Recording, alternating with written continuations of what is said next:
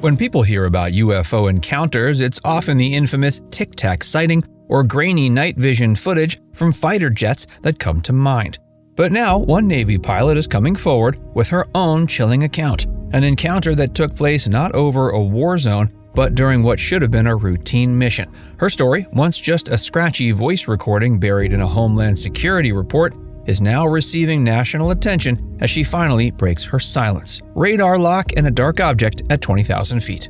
We were seeing objects with our radars, with our cameras, and even with our eyes flying on an almost daily basis. The incident in question occurred September 17, 2024, during a Homeland Security mission flown by a Beechcraft 350C. This wasn't just any reconnaissance flight, it was a drug interdiction mission, meaning the aircraft was outfitted with advanced radar equipment capable of tracking even the most evasive targets. At approximately 2:30 p.m., the pilot reported visual contact with a dark object. According to the recording obtained by investigator Ben Hansen, she described it as football-sized, moving swiftly under her wing at around 20,000 feet, roughly 60 miles from the coast. Ben Hansen, a former FBI agent and now host of the Discovery Plus show UFO Witness, confirmed the object's detection on radar, suggesting this wasn't a fleeting illusion or misinterpretation.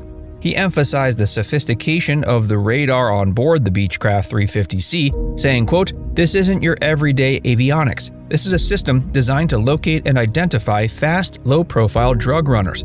The implication being that if the radar picked up this object, it was physically present, not just an optical anomaly. Perhaps even more unsettling was the pilot's calm but unsettled tone in the recording. She stated, quote, "This is going to sound weird," before explaining the object's trajectory and appearance. Such phrasing may not sound dramatic, but in the context of trained military professionalism, it hinted at how out of the ordinary the event was.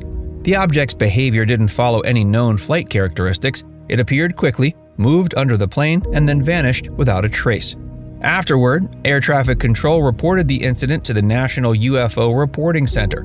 The controller, somewhat cryptically, told another pilot, quote, "There was some UFO reported here, but that's all taken care of now, so you don't have to worry about it."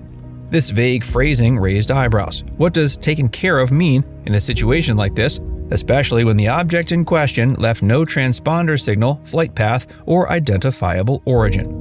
Anomalous speed and impossible maneuvers. So I thought Commander Fravor did an excellent job of recounting a lot of the technical details, the scenario that we were in this training exercise off the coast of California.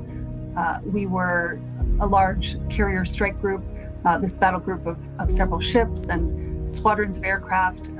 That is why it was such a big deal that we had this unidentified aircraft or something in our airspace operating so close to a military exercise.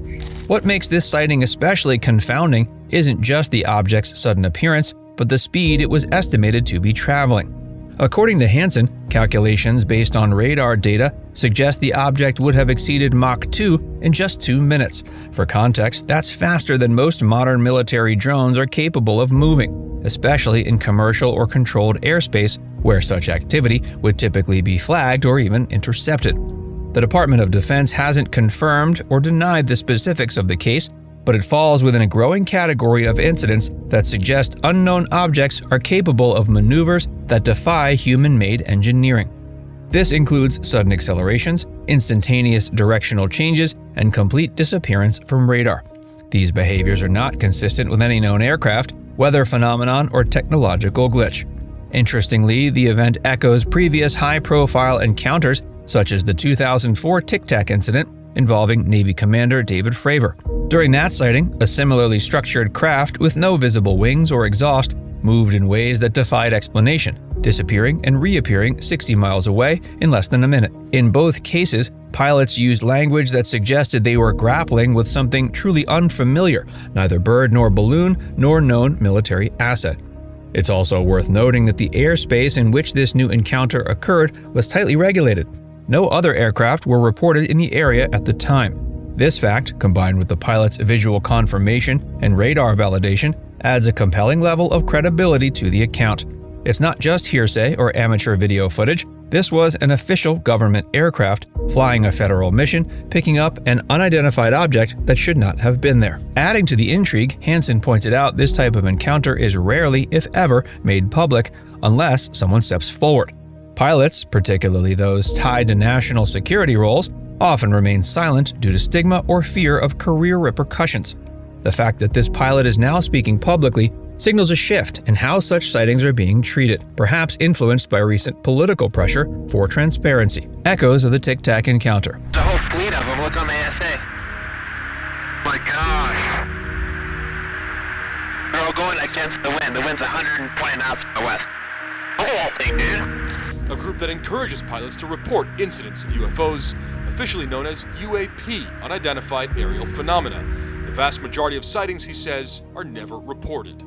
This is an approximation based off of my personal experience speaking with a number of pilots, but I would estimate we're somewhere near 5% reporting, perhaps. The 2004 Tic Tac encounter remains one of the most frequently cited and detailed UAP incidents in modern history.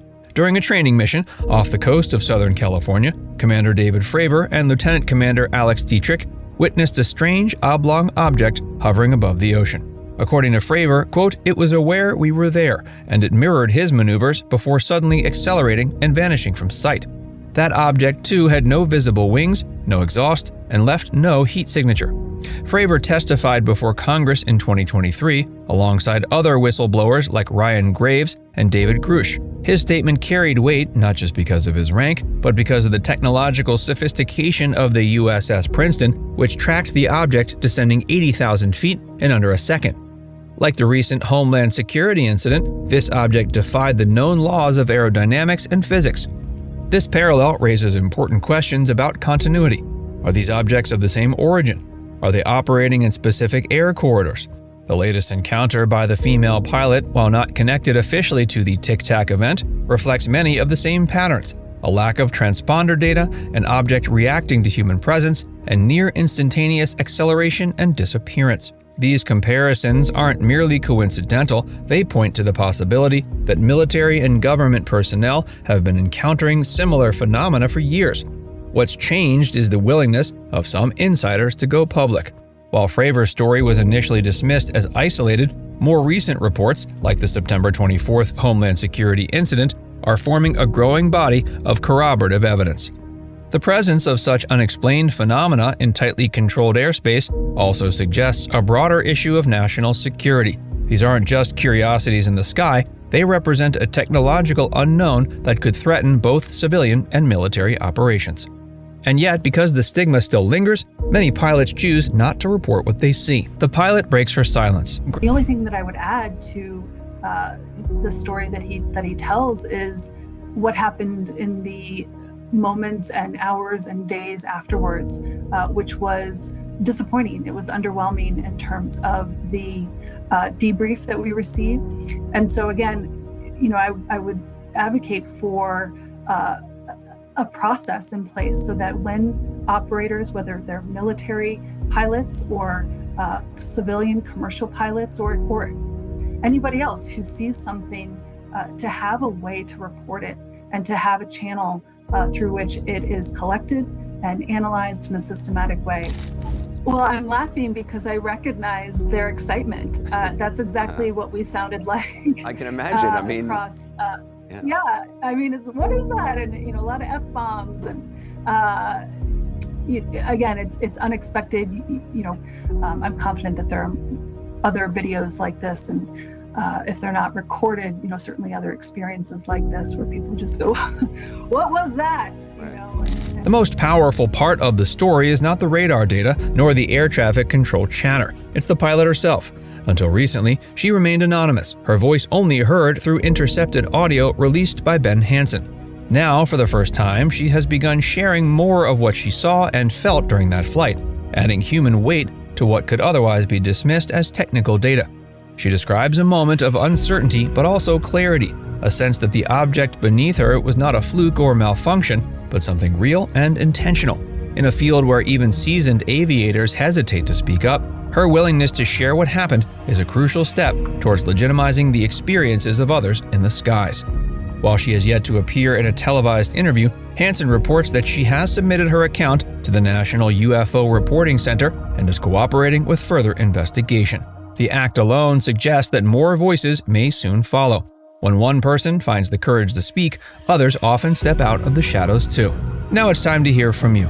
Do you think more military pilots will start coming forward with similar stories, or will this continue to be a subject clouded by secrecy? Let us know your thoughts in the comments section below.